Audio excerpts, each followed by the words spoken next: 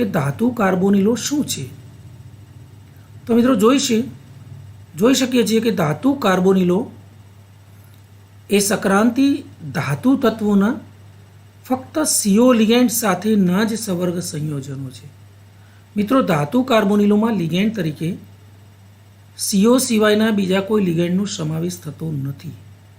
એટલે coordination compounds જે છે સંકીર્ણ સંયોજનો એમાં ઘણા બધા લિગેન્ડ્સના ઘણા બધા સંયોજનો જોવા મળે છે, પરંતુ એવા સંકીર્ણ સંયોજનો કે જે સંકીર્ણ સંયોજનોમાં લિગેન્ડ તરીકે ધાતુ સાથે ફક્ત અને ફક્ત CO લિગેન્ડ જ જોડાયેલો હોય તો એવા સંયોજનો જે છે એને ધાતુ કાર્બોનિલો તરીકે ઓળખવામાં આવે છે.